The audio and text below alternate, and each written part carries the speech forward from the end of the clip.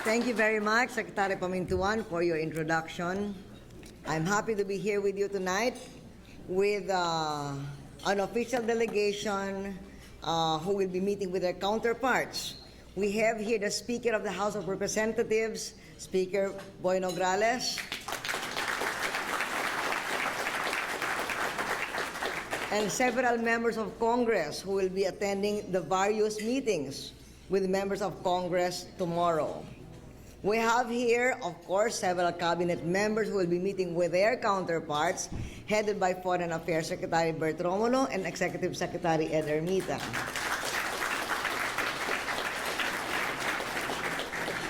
We have with us also members of the Senate.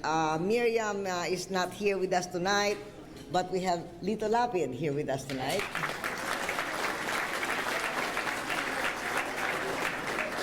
We have a governor, Governor Tet Garcia of Bataan. And we have two city mayors, Mayor of Marikina, Marides Fernando, and Mayor of Danao City, Nitoy Durano. And of course, I'd like to greet the leaders of the Filipino community here, headed by our ambassador to Washington, Willie Gaa.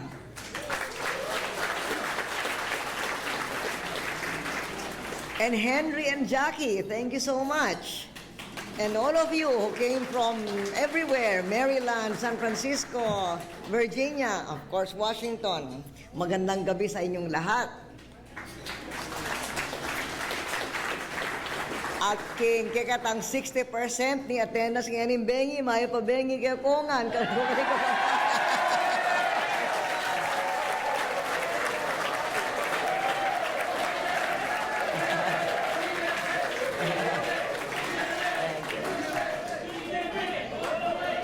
Thank you. Of course, we must also greet the other Filipinos from various parts of the country, sa mga kaigsunan, gikan sa Visayas ug Mindanao, maayong gabi, kaninyong tanan.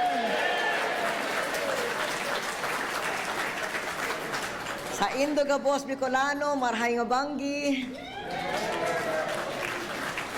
Sa mga kasimanwas ang akong bana nga ari naman subong, mayong gabi sa inyong katanan. Dagiti kakailian, ni mamangko ni magarabiyo amin. And of course, congratulations to the Filipinos International of the United States of America, or FILUSA, here in Washington and surrounding areas. And the other American organizations here tonight.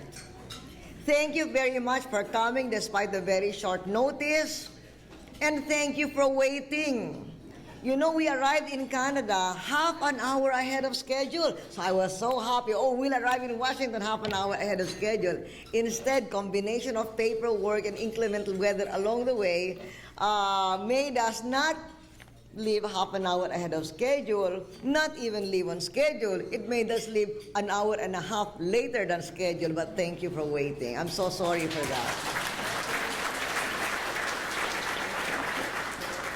Last month, I met with the FILUSA chapter in Los Angeles, and I congratulated your organization as I congratulate now FILUSA Washington, D.C. As Jackie described it, your efforts in helping unify the Filipino community here in the U.S. and in projecting the good news about the Philippines. And I'm happy about what you're launching tonight here in Washington, your Proudly Filipino campaign. Congratulations. And as you have said, we are really very pleased to accept the invitation of President Obama to be the first leader from our region to meet with him at the White House. The Oval Office meeting with President Obama comes at a pivotal time for U.S. relations in Asia.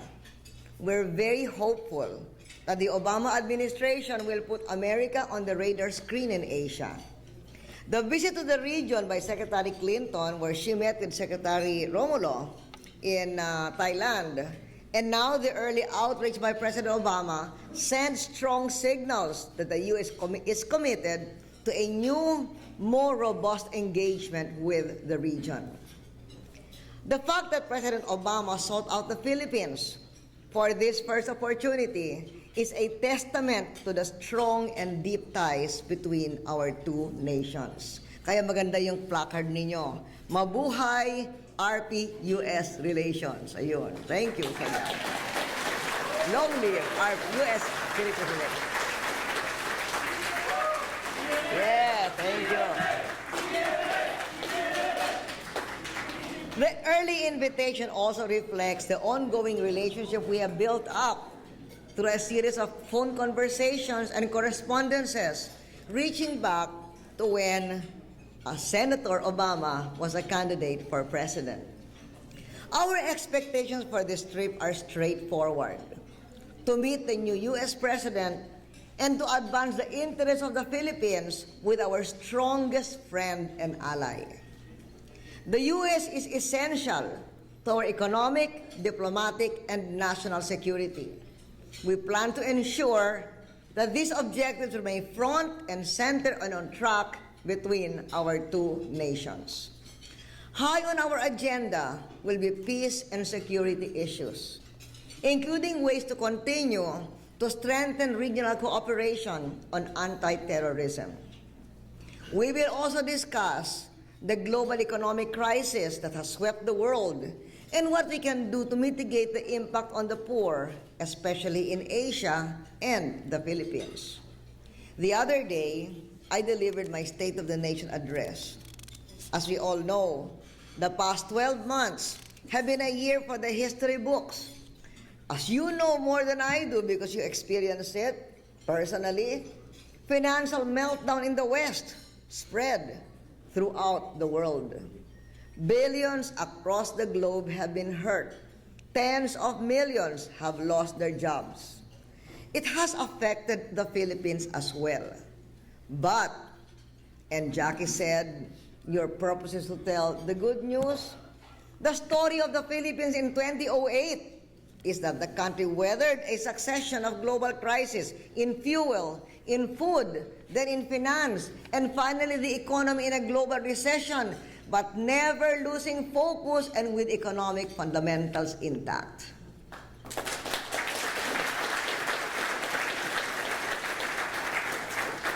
A few days ago, Moody's upgraded our credit rating in the middle of a global recession.